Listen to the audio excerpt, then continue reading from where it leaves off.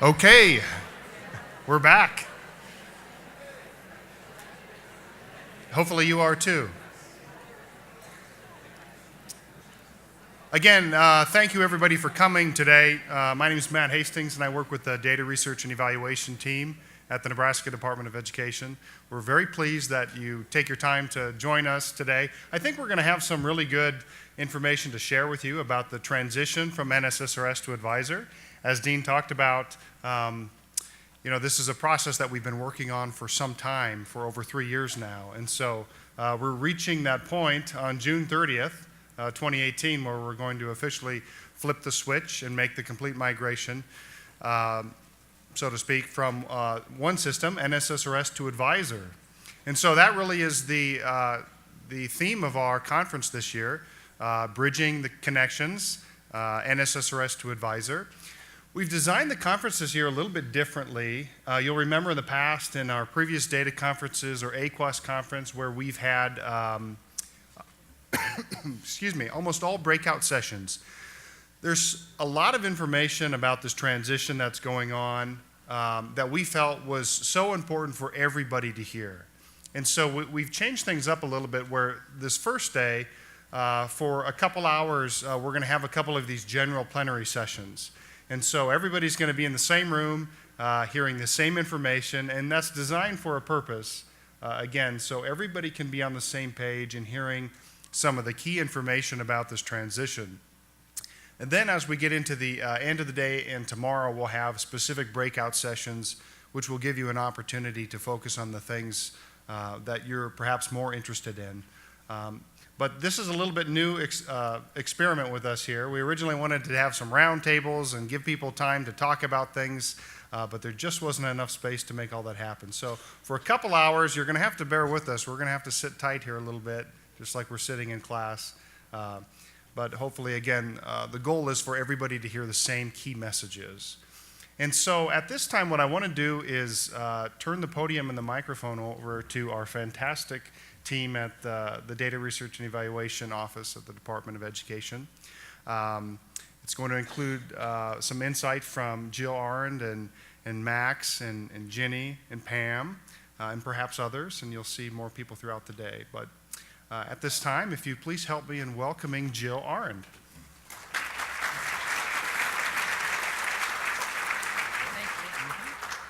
Thank you, Matt. Well, here we are. It's been a long road to get here.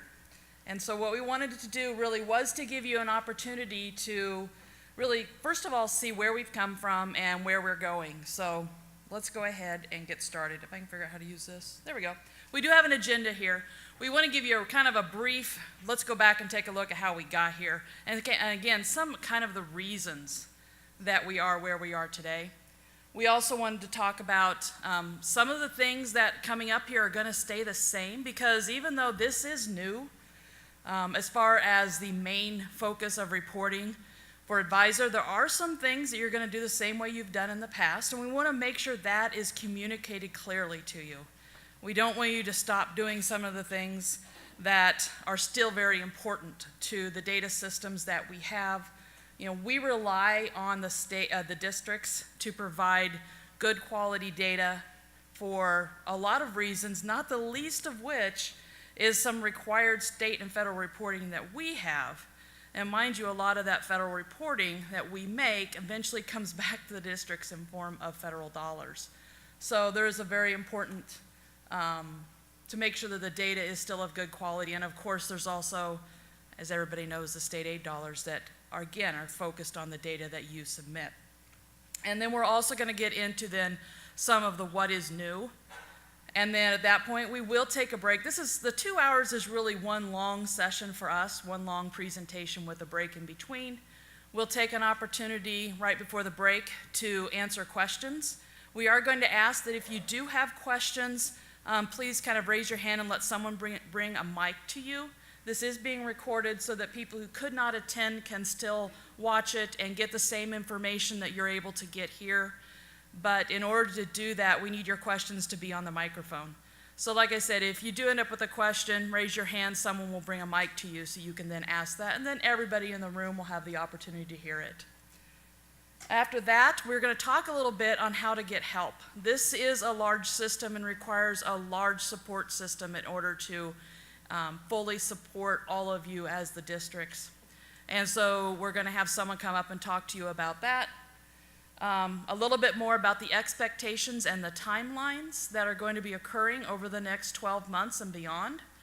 And then finally, we'll show you where you can get the resources that you'll need. You know, you've had resources in the past, there's going to be resources in the future, and we will show you a little bit about those and where you're going to be able to find them.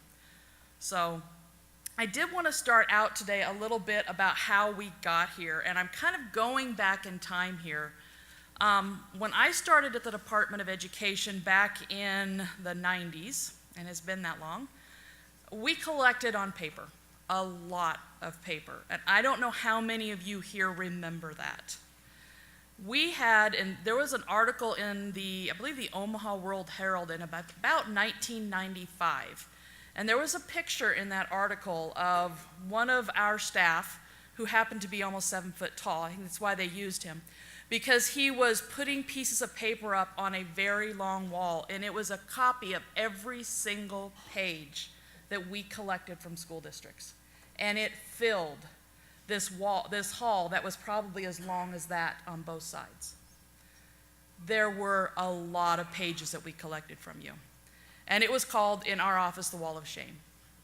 There were elements that were repeated over and over. We collected, I can't remember how many times, but average daily membership was collected in excess of 10 times on those different forms.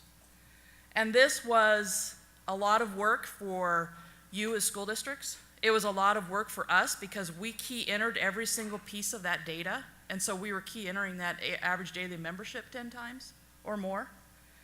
And it really, we had to find ways to improve and to make things better. Obviously, you were mailing everything into us too. We were supporting the Postal Service. I'm not surprised postal rates have gone up now because the school districts are no longer mailing things to the state.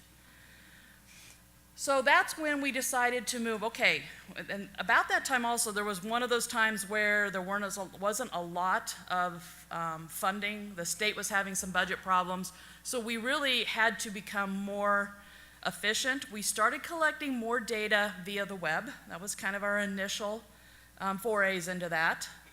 Initially, when we started doing that, every single collection had a login and a password, which was not fun either.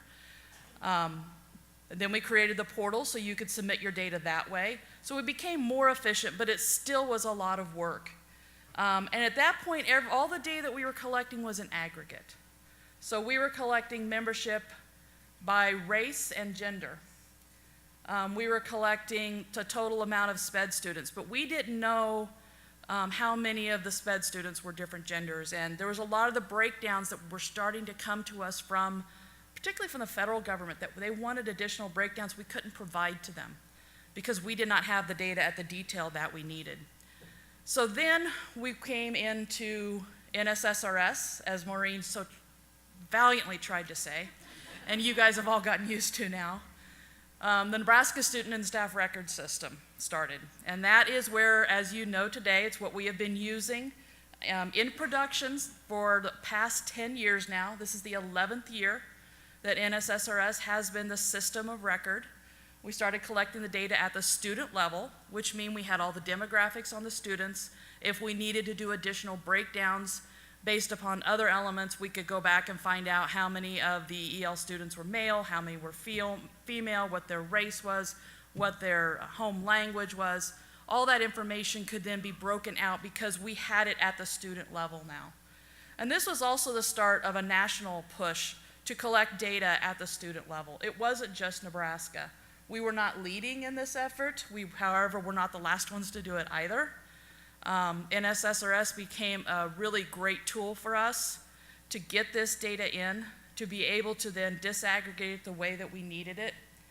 That then did lead to having some problems with data quality, so we created the NSSRS validation website, which I'm sure, and I really do hope all of you have seen at one point or another at your time at your districts. We provide, and over time that has grown to provide reports, to provide validation errors, to provide lookups so you can see your data. And that in itself improved the data quality. So It's 2017-18. We're getting ready to sunset NSSRS.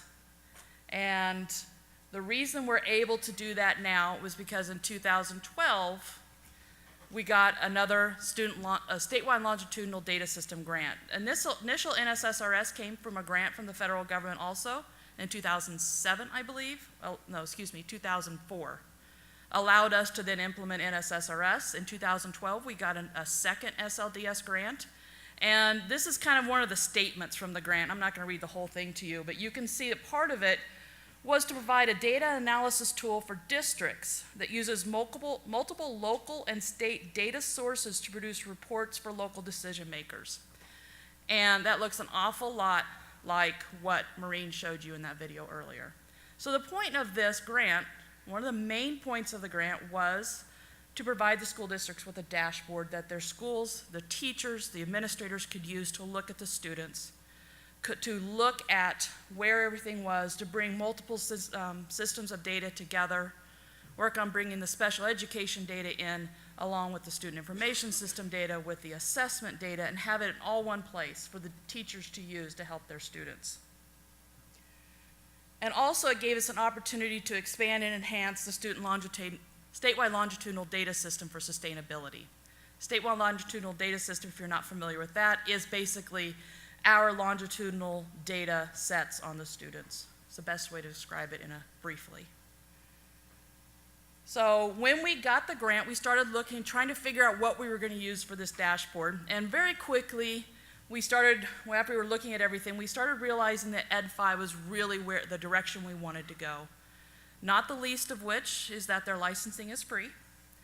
However, it didn't mean that it was free for us to get up and going. There was a lot of work involved. We used a lot of our grant dollars to hire a contractor. Many of you may have heard of Double Line Partners, who we contracted with for a number of years to get our system up and going. So we worked on that. Just kind of as an aside, we heard from Maureen earlier today from the Ed5 Alliance. Tomorrow, we will be hearing from Jamie O'Toole of the Michael and Susan Dell Foundation. And the Michael and Susan Dell Foundation is who actually funds the Ed5 Alliance. So this is coming from a nonprofit organization, the system that we are getting. And they have continued over the years to improve it, to make it better. I was just at a conference last week with them. We're talking about the next data standard that they're working on and the improvements that they're making in it to make it more flexible, to make it work better for the states. The initial iteration of the data standard was really aimed at the dashboard. The new iteration is really aimed more at being able to get all of this data in that we need in order to do all of our work, and also get the data in that the school districts need in order to run the dashboard. So when we got going with the grant, kind of go back on track here, we got going with the grant, we asked for pilot districts to apply, and we got 9 of them that were finally approved for this. And I want to take one last opportunity, now that we're going full production, to give those pilot districts some recognition for all the work that they did. Bancroft, Rosalie, Boone Central, Fairbury, McCook, Neely, Oakdale, Omaha, Ponca, South Sioux City, and Valentine. If you're from one of those districts, would you stand up right now, please?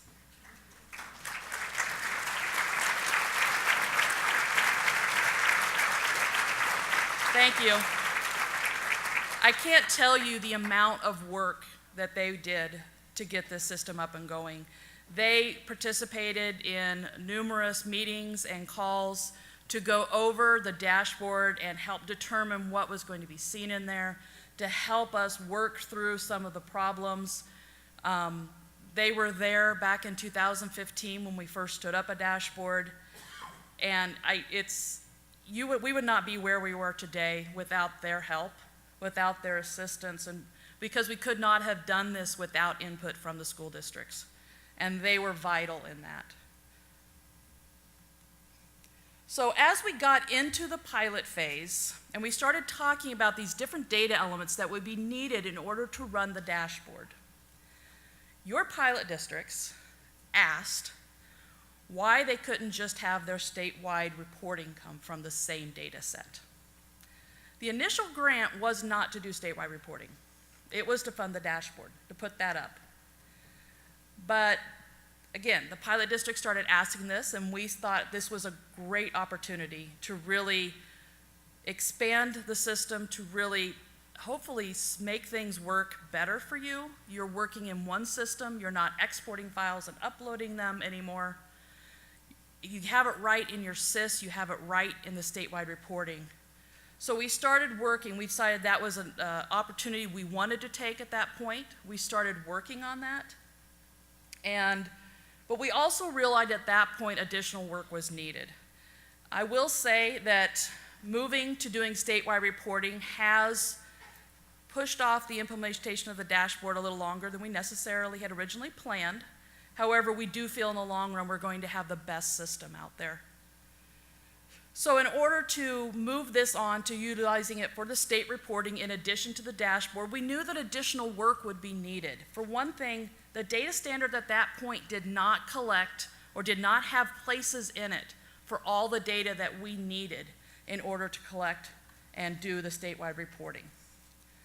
We had to add additional data elements. But the nice thing about EdFi is it is flexible like that.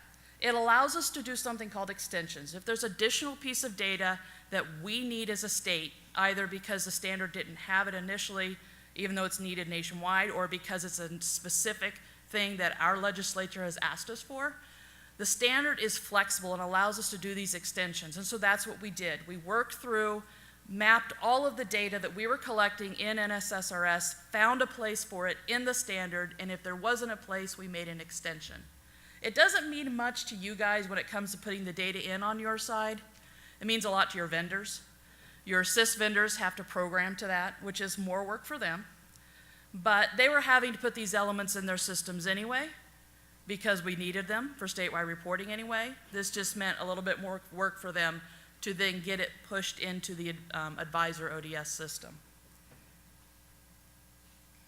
So again, I wanted to remind you, in case you're new to Advisor, is anybody here new to Advisor?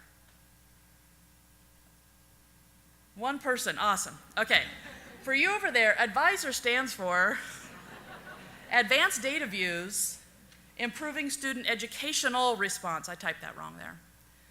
So it is a data system. It does push data from the student information system to what's called an operational data store. It pushes basically data from one database to another, is one way of thinking it.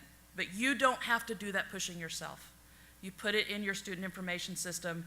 The SIS vendors have done the work to push it into our system. And then it also is a dashboard that both the districts, the schools, and the teachers can use. There is a little bit of technical stuff involved. For those of you who like technical stuff, I'll kind of go through this quickly. For those of you who don't, you can take a quick break. It is a student information system that pushes into our operational data store. But because that ODS, you'll hear us use the word ODS sometimes, that's what it stands for. It just means our database. Because that ODS is now going to be used for statewide reporting, we did put, remember NSSRS validation? We put Advisor validation on top of it. How many of you have been into the Advisor validation website? I'm glad to see this. If you haven't been in there and you're someone who normally goes into NSSRS validation, please go to your district administrator, get yourself the activation code and start using it, because it's going to be very important here coming up, and some of the additional people talking today are going to talk to you about how you're going to need to use that. So we have the Advisor validation on top of it. It has reports, it has errors, it has lookups, just like the NSSRS validation website. Also sitting on top of this is two other sets of databases. One is the databases that run the dashboard, and one is the databases that we're going to be using for statewide reporting. And then on top of all of it, with the help of the ESUCC, there is a single sign-on. So if you've not been into the dashboard itself, you will use a single sign-on in order to access that. We are not providing additional logins and passwords for that if you're not familiar with it. I'm hoping most of you already are. So the Advisor timeline, real quick. We did have the pilot districts. I want to also recognize there were a number of districts that were part of our early adopter program. I'm not going to name them out here, but if you were one of those early adopter districts, thank you also. You did a lot of additional work for us. You helped us work through some of the training materials, some of the other documents that we needed, and we very much appreciate the work that the early adopters did in this system also. 2015-16, our pilot district stood up their dashboards literally in 2 days. They came into the department, they loaded the data into the ODS, and the next day they had operating dashboards. 2016-17, a lot of our early adopters then were loading data, and now here we are, 2017-18, and most of our districts have loaded data. And quickly, this is kind of the status we're at right now. We basically, last time I checked, have out of 244 public districts, 6 have not loaded any data into the production ODS, and 4 of those districts actually had a vendor who backed out of implementing EdFi. So except for 2 districts, there's only 2 districts that could have submitted data that didn't. And I want to give you guys a round of applause for that, because that was a huge amount of work. And we are so thankful for the work that you have done to this point. But it's not done yet. It's not over yet. And just kind of an idea of what our ODS takes, just on one day, April 2nd, 2.8 million API calls were made to the ODS. And that's not necessarily 2.8 pieces of data submitted in. It might have been a call to go in and look to see if a piece of data was in the database. Return came back, said that whether or not it was, then maybe the data was pushed in. But there's a lot of work, a lot of stuff going from your systems into the database, and it's only going to get a lot more as we move into full production next year. The next thing we're going to have you talk about or have you listen to and kind of participate in here is what stays the same. Pam's going to kind of go over the fact that not everything is changing. And we wanted to make sure you're aware of the things that you need to continue. So Pam?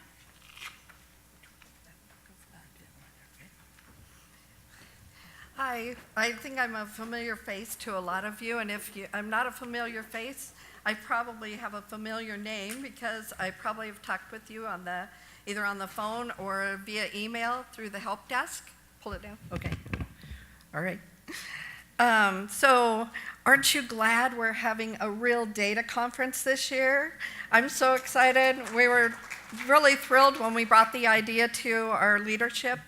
And given the situation, with all the changes, we thought, hey, we should really do the data conference. And they were very supportive of us.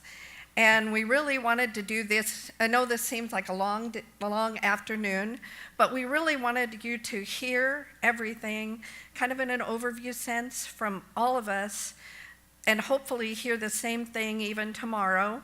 And we wanted you to make sure that everybody was here at one time to hear what we had to say. So we wanted to make sure you knew what was going on, what our timelines were, and everything. So I can't believe it's been 10 years, but I've been on this ride with you guys for 10 years, or a little bit longer, actually. I hope you have some comfort in the idea that there will be some things that stay the same. One of the things is going to be, we will have a calendar, and we will have our bulletin. And if you're not getting the bulletin, or if you maybe are thinking, oh man, that's such a pain, we're hoping to work with our communications team and improve that bulletin over the next year, hopefully.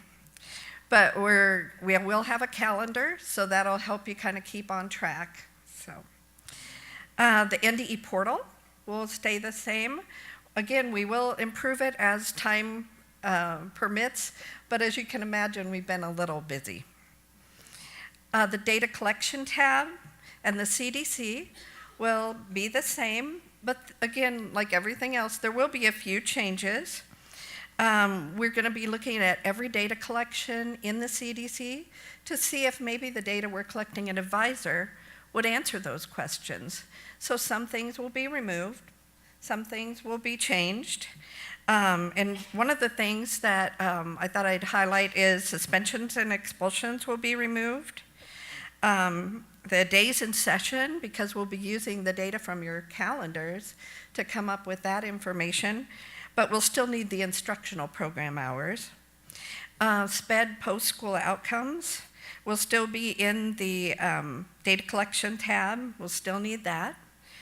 That's the data on SPED exiters. We will have some other changes like the SPED discipline report. We're hoping, I guess that one's really a nightmare to fill out, so hopefully that one will be a lot easier to fill out online. Let's see. The student and staff tab, that will remain the same. The staff ID, because we're still going to be, in the pilot, it was determined that they really felt like the staff reporting system was adequate for what we needed and for what districts could provide. So we're not going to make any changes to that unless ESSA requires some. So hopefully we won't have any changes in 17, 18. In 18, 19, there's no plans right now. Just to remind you about the staff ID, you really don't need to assign a staff ID if the person has a certificate, because when they get their certificate, a staff ID is given to that individual. So if they have a certificate, you shouldn't need to get a staff ID. But once in a while, you might have a para who maybe is in the process, an instructional para, for example, that you may have reported on staff reporting, so you have a staff ID, and when they go to get a certificate, maybe they've gotten married or something, so maybe their ID didn't quite have a near match.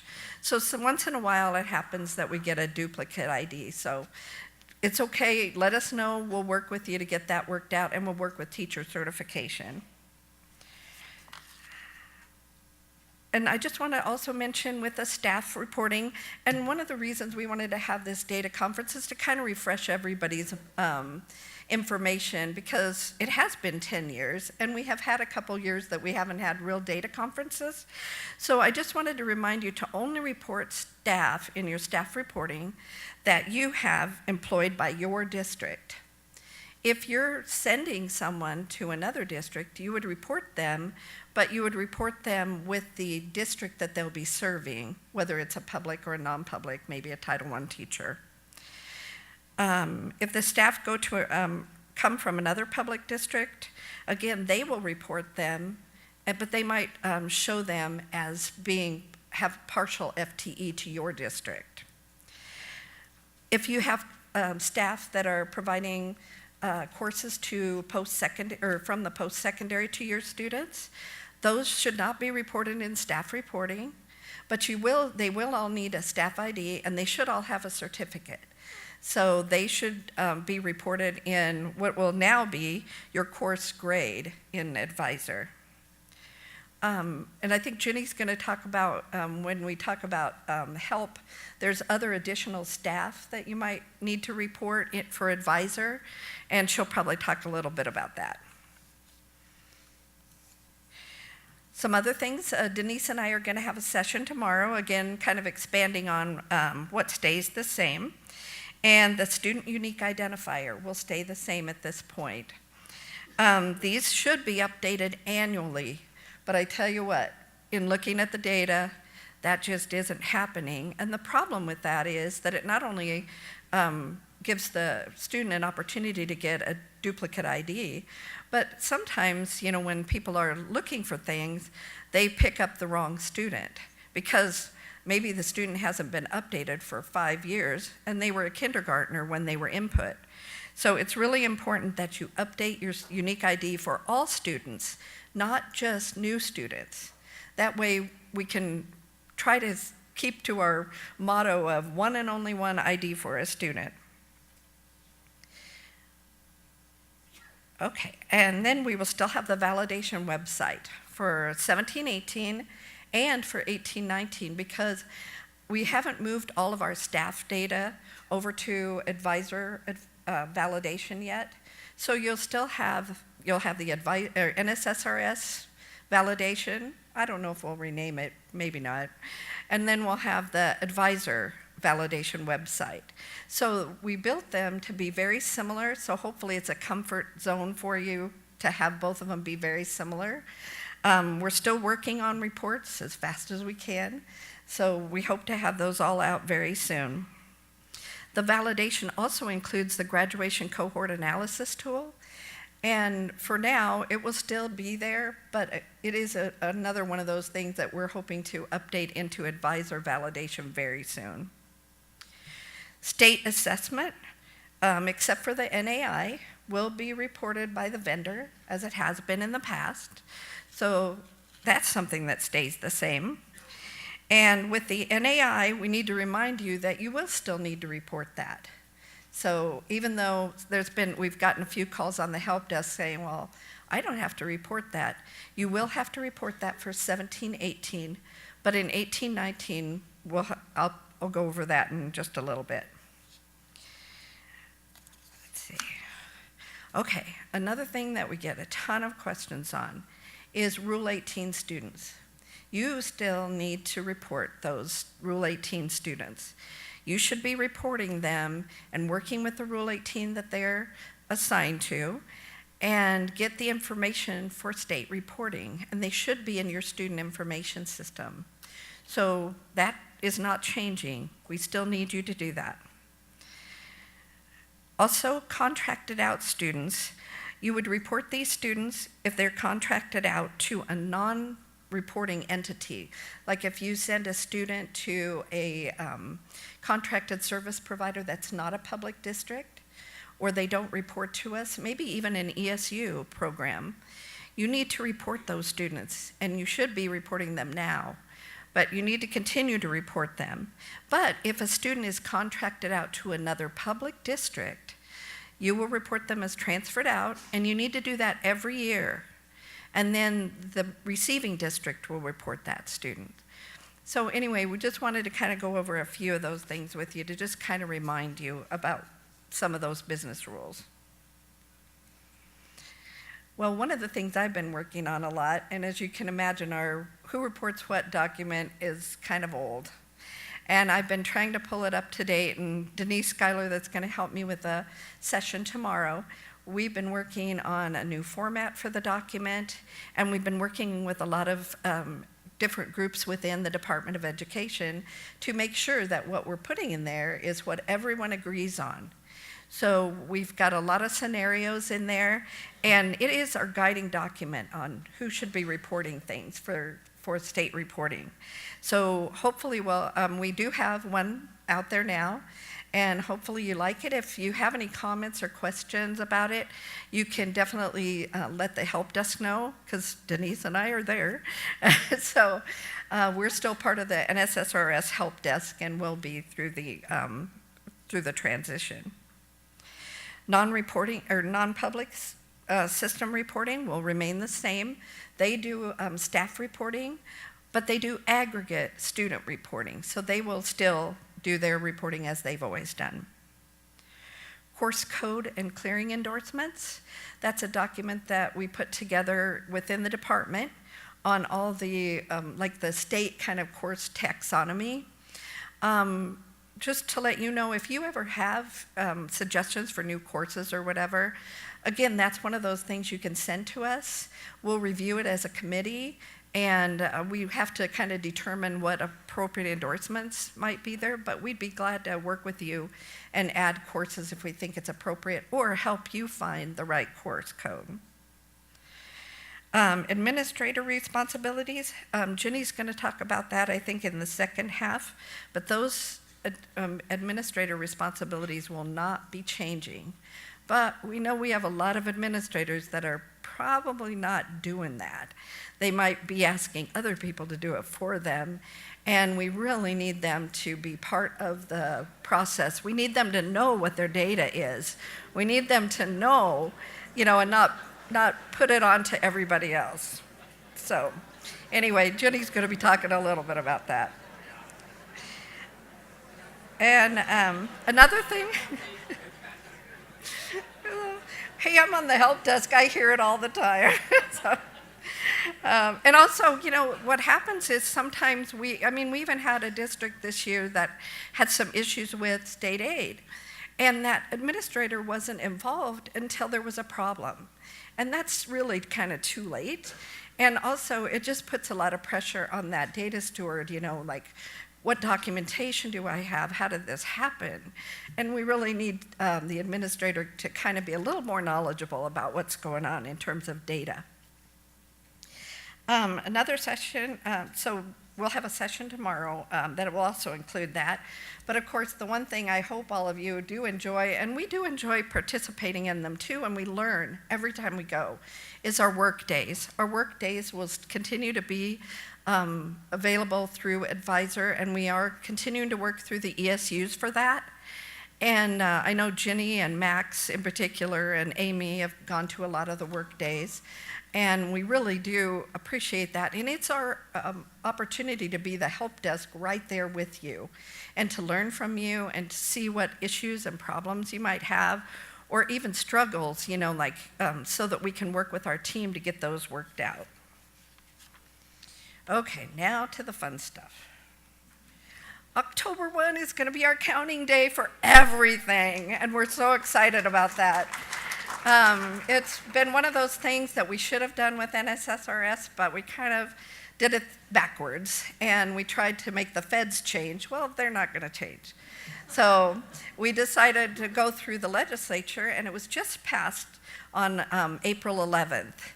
So we are super excited about that. It will help, I think, everybody with their errors and stuff. You won't have that week of kind of funky stuff going on in between the SPED and regular students and subgroups and everything. Hopefully this will get us all on track.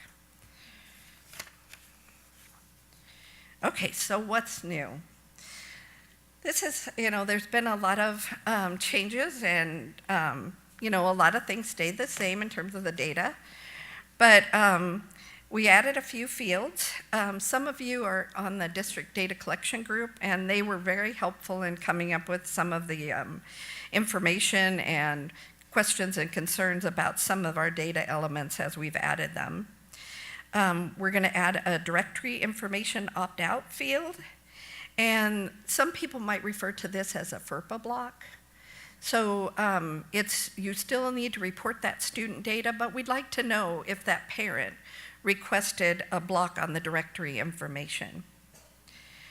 Expected high school of graduation.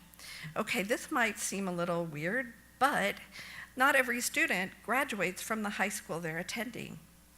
Sometimes in contracted out situations, maybe as part of the contract, they are going to graduate back at their district of residence.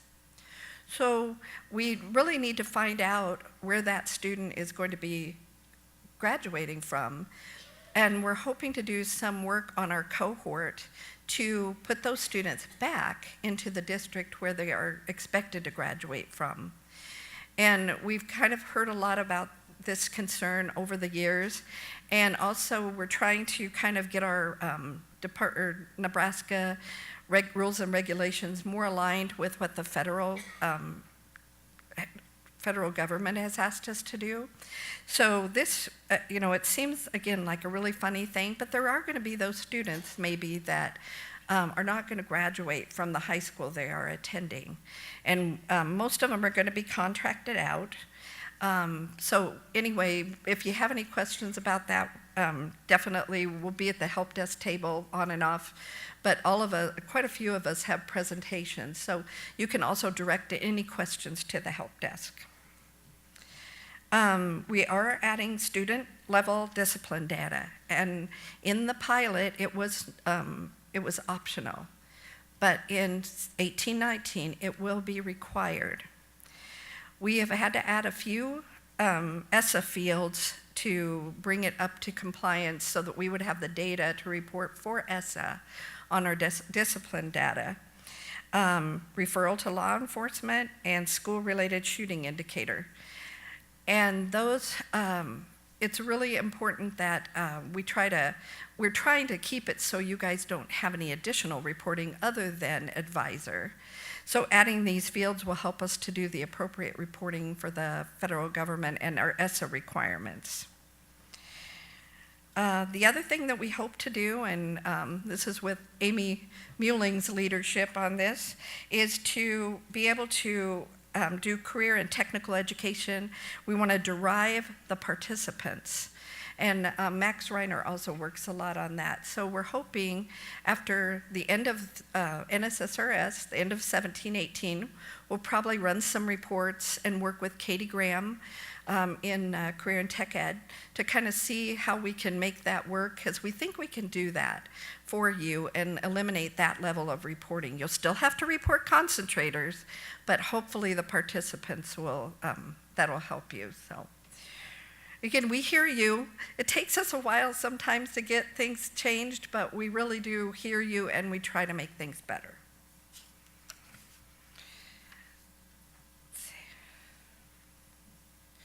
All right, here's another change in EL data. In the past, we have had 3 fields: EL participation, EL eligibility, and redesignated as English fluent. Well, now we're going to collect all of that in one field in advisor. And then we can, in terms of the duration, we can look at how long, we have a longitudinal system, why don't we use it? So we can look back and see how many years they were in EL. So I think that's going to be a really nice change for you guys, because sometimes those fields would get out of sync, and then you'd spend time, which one do I fix? And there were a lot of errors related to this, so hopefully this will simplify that. Okay, so more things new for 2018-19. These are things we're going to eliminate. No SPED discipline reporting, because we should be able to get it with the discipline that we're asking for and the SPED indicators that we have. We're going to not have any CDC suspensions, expulsions. I kind of mentioned that before. And again, we should have that data from our student or advisor. Plus, we're also going to eliminate, which sort of is now, the Medicaid in public schools will be discontinued. So it seems like we get a lot of help desk calls on that too, and so hopefully that'll help you with some of your reporting and the issues. Days in session, again, I mentioned that we'll be removing that from one of the CDC collections, because we'll be able to, with the ADA, or we'll be able to calculate the ADA and ADM with using your calendar and days absent and the student's enrollment date and their FTE. So we've been doing some work with that, and we think we've got that under control. So hopefully that'll, we used to have a lot of errors on days in session not matching the students, when you added up attendance plus absence, we'd be maybe due to rounding, sometimes we'd have errors. So hopefully this will help with that. In 18-19, remember this is 18-19, most districts will not have to report NAI data. If you're using NWEA MAP, you will not have to report NAI data, which is National Assessment Instrument data, because the data will be provided by NWEA. If a district does not use NWEA MAP, they should contact the NDE advisor team, or you can even send a help desk ticket in, and that team will work with you to get your data in for the National Assessment Instrument, and that is required by Rule 10. So it isn't going away, it's just that we're finding ways to get the data for you so you don't have to report it. We're hoping, one of the things we're working on, and one of the things the administrators, and we work with them on approving things, is that we hope to have the data approval within the validation website. Because I don't know how many administrators I contacted and said, well, what am I approving anyway? Because we didn't have anything connected to it so that they could see it, which really wasn't fair to them. So this way they will see what they're, like for example, if we put an approval on one of our membership reports, well then they can see what they're approving and go, yep, that's the right count. Or they can say, whoa, whoa, whoa, this is not the right count. We're working on that. It is something that we hope to have in place by 18-19. We also, one other thing that, and I know a lot of you have probably had this happen before, when you work with us on errors and warnings, we'll say, oh, maybe there's a problem in the snapshot, and so you can't fix it, but you still see that error, and it drives you crazy. Well, we're hoping to allow an ability that you can, either you or the help desk can input comments, so that then that error will be archived so that you don't have to see it and if you can't fix it. So we're hoping that'll help you, and I think that a lot of people will be really happy about that, because a lot of the people that I work with on the help desk, they don't like errors, and so they really want to fix them. Okay, this one, we had an actual question from the vendors, and they wanted to make sure that that you understood that you will still have to report elementary courses, but you will, they do not need to report grades. So they're a little different in Advisor, and the Advisor team will help you figure that out. But hopefully it's going to be just a little bit easier for you. We do still need that student-teacher connection. So it can be done with a student's enrollment in a self-contained classroom. And the course code for the teacher for most elementary will be 180000, and that's self-contained classroom. But if you have teachers that might have specific endorsements like PE, music, and art, you will need to list those with their appropriate course codes. But we're hoping to make that a little easier in Advisor. And so I think that we've made some good progress in making NSSRS 2 Advisor have enough carrots maybe that hopefully it's not so difficult in this transition. We know there will be bumps in the road, but we are here to help you, and we have a team that is going to be working with Advisor on the help desk.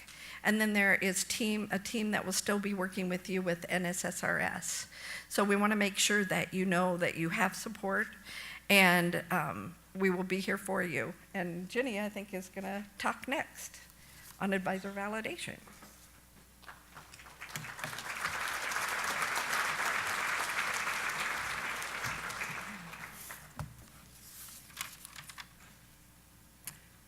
Well, the advisor validation is very similar to the NSSRS validation. It's just going to have a little different look and feel. It is also still in the NDE portal. You would log in with your login and your password. If you don't already have I forgot I was following Pam. We tag team a lot of stuff. I've been here since the very beginning. I started when it was paper, and I did the data entry. So all those papers you sent in, I typed in by hand. So it's been a fun journey. The NDE portal, the advisor validation is in the portal. You would log in and your password. If you don't already have the activation code for the advisor validation, contact your district administrator to get the appropriate code.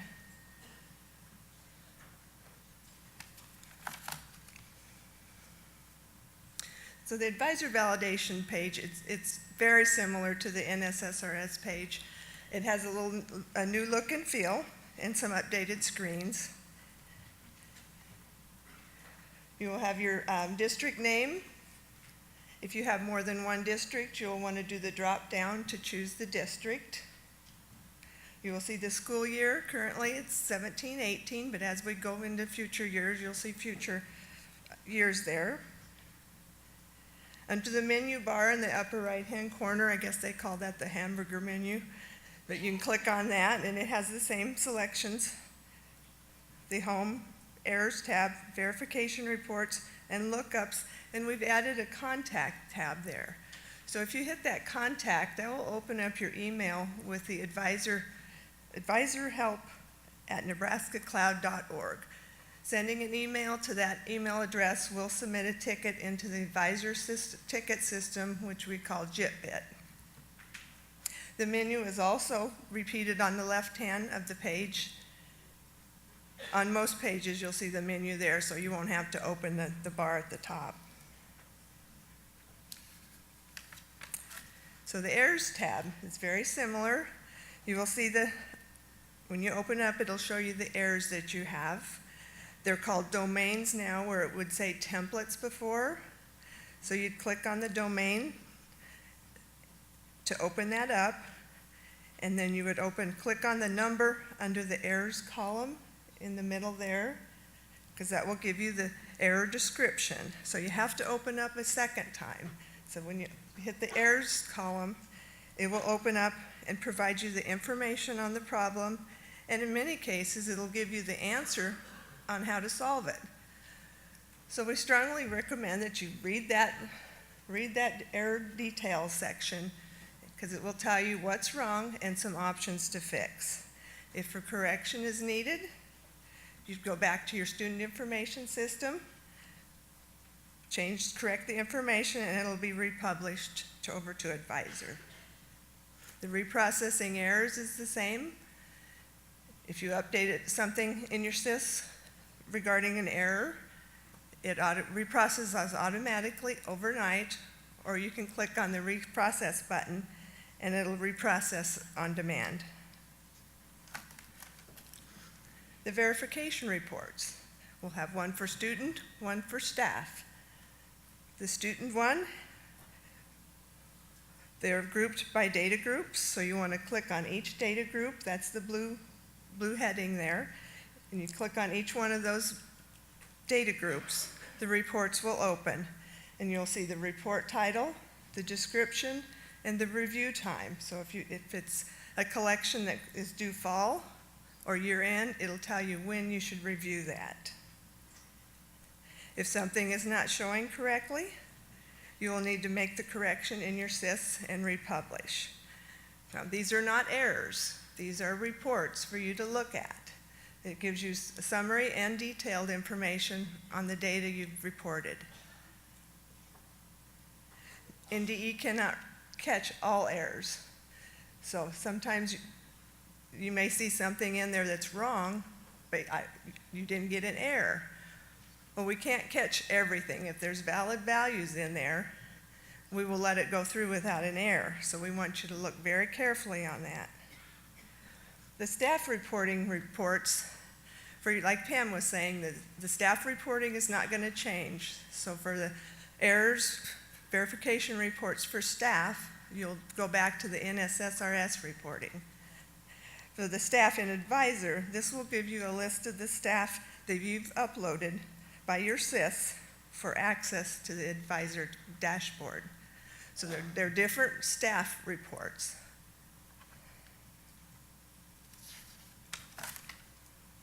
As 17-18 is the parallel year, this is the time to compare your reports to make sure that everything is coming through correctly for Advisor.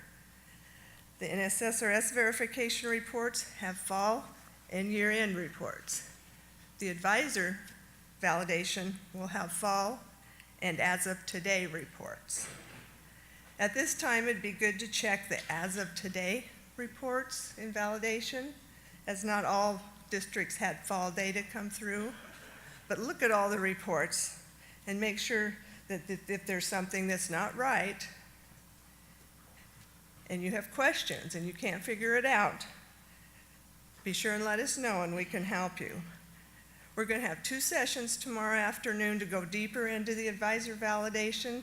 So come join us at one of those sessions and we will answer any questions and show you a little more. So we'll let Jill move on with questions and a break.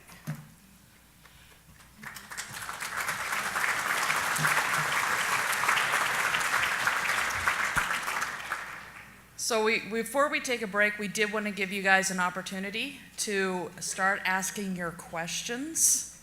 So if anybody would like to put their hand up, and Matt will bring you a mic. We can actually get our administrator there required to walk around and hand it to you. So.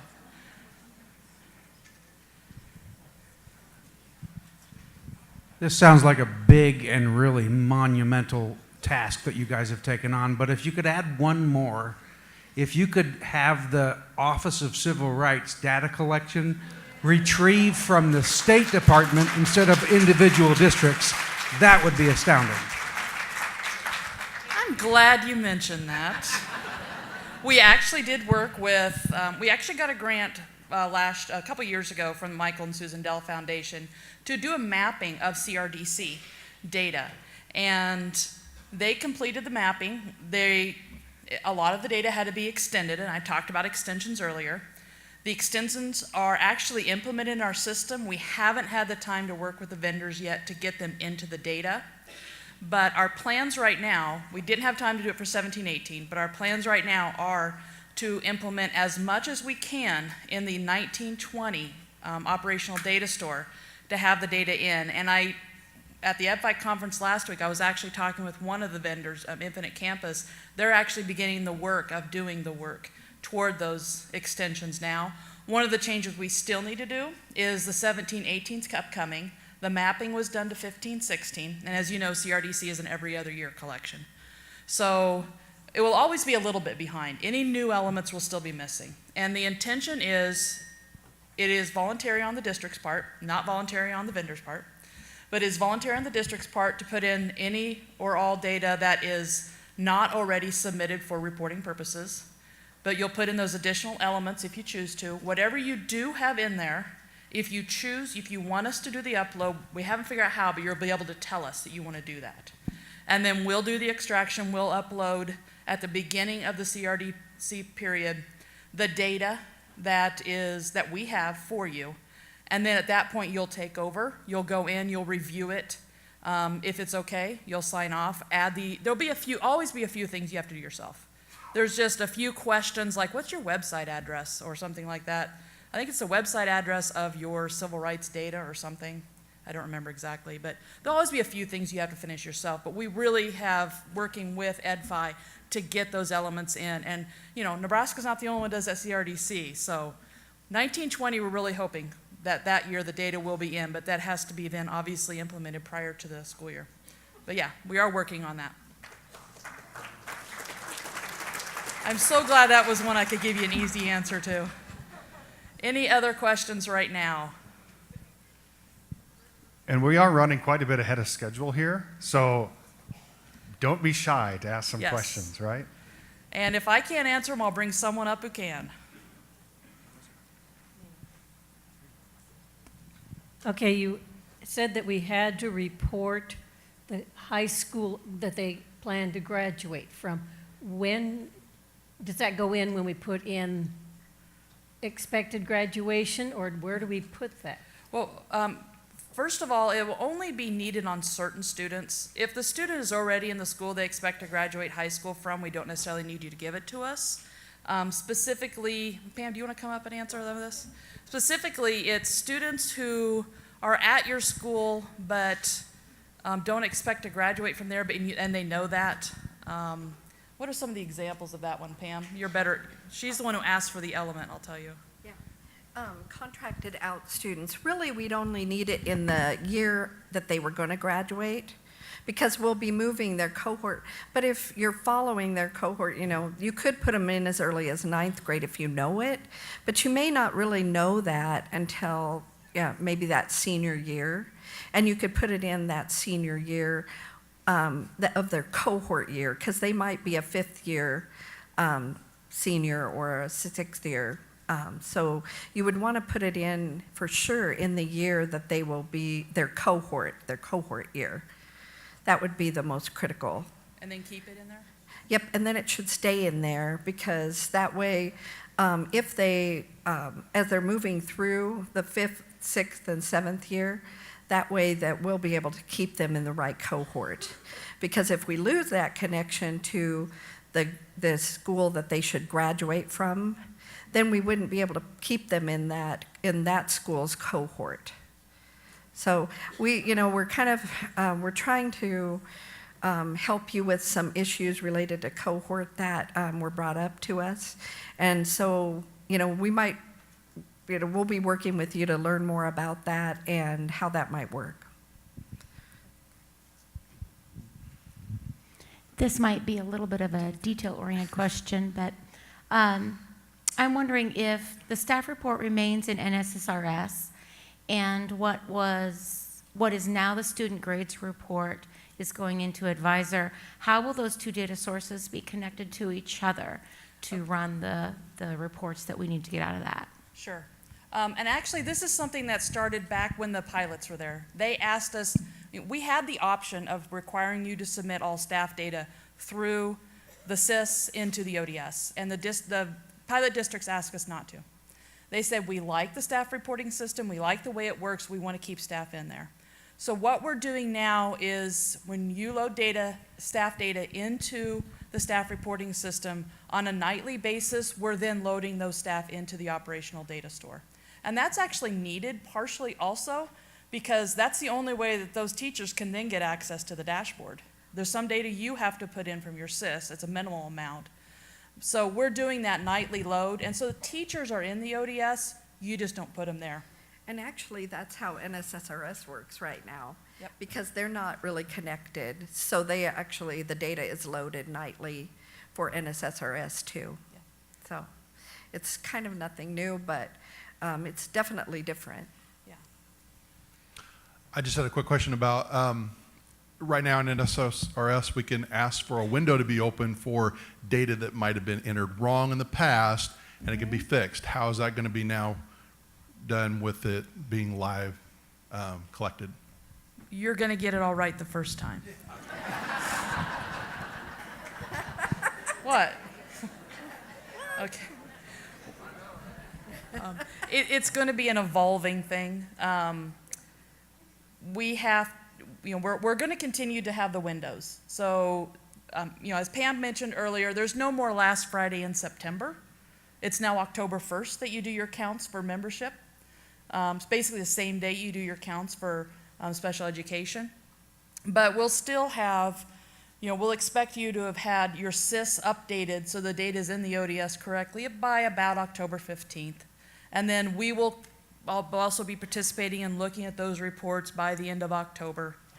And at one point, we're simply going to cut you off from making changes to membership. But that's not changed. Right now, we're hoping we can get to the point where you don't need a lot of those backup corrections, because again, we're hoping it's right in the student information system. There may be a few times where we just have to get tougher, which isn't going to be fun at first, but there were times we had to get tougher when we moved to the windows and to the audit windows and the closing points where we no longer had it. If it's absolutely necessary to make some changes, the ODS is still open. The data, you'll be able to push it in there anytime you want. The question is whether or not it is in our state reporting data. That will become a job of us making the extraction from the ODS into the data warehouse area that we have locked off. So right at this point, we're still going to have the request place. How it works is probably going to be a little different then, because again, you're not uploading templates. But, we're also, we want the data to be right, but we also have a timeliness factor we have to meet.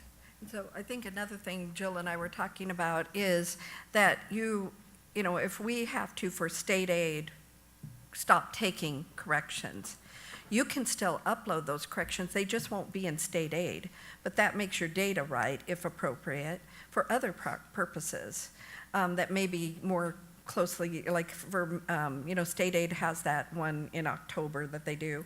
And so, but you may need to make corrections that will be needed for year-end reporting. So we want you to be able to do that, but it may not be reflected in state aid because we will still have to cut off as needed for reporting because we just can't go on and on and on. So the windows are going to be still very important. And speaking of, thanks Pam.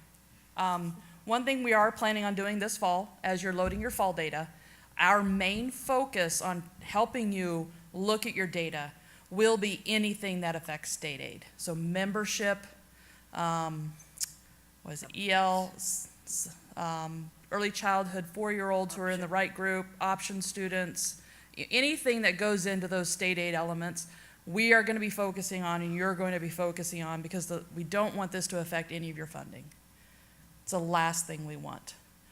Now, that being said, I know we had even this last year, someone's funding wasn't right because something wasn't right in NSSRS. So it happens, and that unfortunately falls back on the districts because we can't catch all of it. But that's not changed there. We're still going to focus on that data in this fall collection. For example, we're not going to focus on your attendance data in the ODS until after we're done, until we've cut off the data for state aid purposes. Because you can go back and change that. You can't go back and change the fall membership numbers once we've cut them off for state aid. Well, and just a reminder, 1718 NSSRS is the official data source. So you need to make sure that your NSSRS data is right first. And the other thing is, if you're making changes in spreadsheets, you've got to start making them back in your student information system. That's critical, because it's not going to be right. Your student information system will not match NSSRS if you don't make those changes back in the student information system. So that is critical. When you're doing comparisons, if you call us and we see a change was made, in something, and you're going, well, it was the same. Well, it wasn't. We can go back to NSSRS. Use your validation reports like student lookup by ID. That one is, you can see what was reported for a student for the whole year, everything that was reported for the student. So you've got to make sure, if you're making changes in the spreadsheet, you've got to make them back in your student information system if you want to be able to use the compare that we're giving you for this year end. That is just hugely critical. More questions? I just wanted to make a comment. Yes. About the staff reporting part of it. In the pilot, we just felt that there was too much of a chance of information coming from the SIS and overwriting the information at the state. Yeah. Really, the only things you ever change on staff are, because their number of years in service rolls over automatically, and so you change the money part of it, and maybe their position. And all those things like their endorsements and all that other information that the state has, somebody not knowing what they were doing in your SIS could go in there and really foul things up, and we just felt that it was better left alone. So that was the decision that was made in the pilot part of it. Thank you, Peggy. She was one of our pilot districts there. Okay, yes. Will we be inputting ACT scores for the NAI for the high school section? No, the ACT scores are going to be, you're no longer required to report NAI for high school because they simply utilize the ACT that they take as juniors, and we're already getting that through state reporting. Or, from the assessment vendors, so. My question has to do with NSAA wanting the last Friday in September count from you guys. Well, how is that going to be handled with the October 1 date? What they actually want is the official membership, and official membership is now October 1. It will mean that it's, when we stop accepting changes, that data is still going to be around the end of October. It's just the official count date is October 1, so I am fully guessing NSSAA is going to want the October 1 data now that that's the official count date. Okay, thank you. Yeah, before it just matched what ours said, which was last Friday in September. Okay, thank you. So one of the places where we run into a lot of errors is with interim and mostly interim schools, I would say. Is there any thought, and it's just that constant communication back and forth. A lot of times they don't know necessarily what district a student is from. They're trying to figure it out from the student. Doesn't always match up, and suddenly they discover, oh no, it was a different district. So we get data very late from them. Is there any thought of having them actually report their own students and us report it kind of as a match? Okay. It is something that we're looking into, but it's a project that's probably at least another year out, because we are looking at the possibility of having, I think some of our special purpose schools are going to be in a student information system. And so that's one thing I think that will help a little bit, because then you'll be able, hopefully the data will be more timely and more updated. But the Rule 18s are still a little bit of a difficulty. We have some new staff at NDE that are working with us on some of the maybe issues and concerns. And we actually have a whole team that is looking at out-of-school placements. Isn't that right, Dean? Out-of-school placements? Yeah. And so it is something that is kind of growing, and so we hope to be able to offer that soon. But it will probably be at least another year out before, maybe by next data conference, we'll have some ideas. But we will probably, I mean, we may do some reaching out to school districts that students have been in there, and maybe we can get some input. So kind of like a pilot. We are also, I'm with the ESUCC, and we're working along with the department on a project called the Academic Advancement Plan, which is some software to help communication between those Rule 18 schools and a resident district so that we can also help with that reporting. So that's something else that's in progress to try and address these issues. We have a presentation about that tomorrow, in fact. Yeah, he's gone. Oh, no, it's Anna. It's just for you. Are you including Rule 10s in those studies? I'm Rule 10. West Kearney High.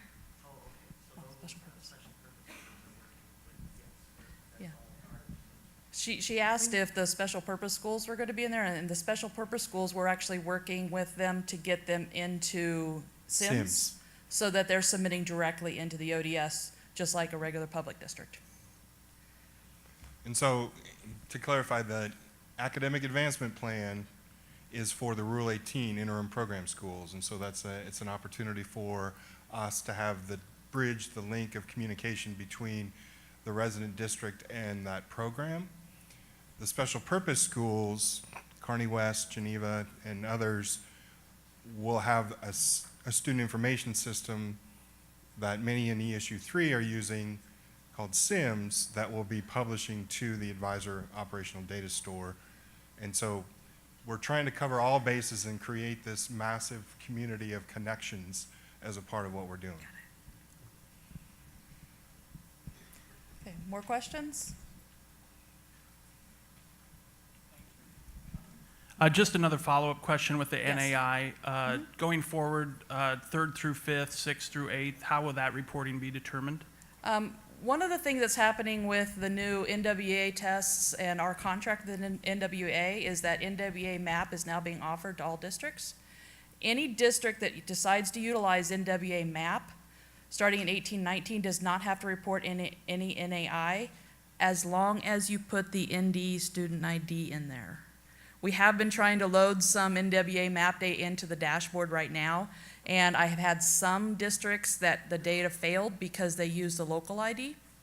But as long as you are using NWA MAP data at your district, we'll get that data directly from NWA.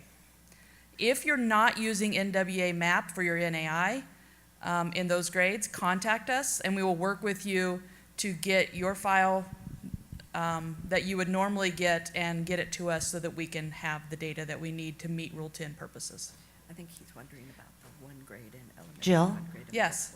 Hi, over here. Hi. How do we select what grades get submitted for NAI? Because we currently can go into our SIS and select, 2 different grade levels. Right, we are talking about having that be available just as an additional flag in the CDC somewhere, where you can tell us, okay, this is the district, the grade I want. It'd be something pretty minor, for you to go in and do. Did that answer all your questions too, sir? Okay, that was the question you had. Awesome, thank you. Any other questions before we take break? Okay.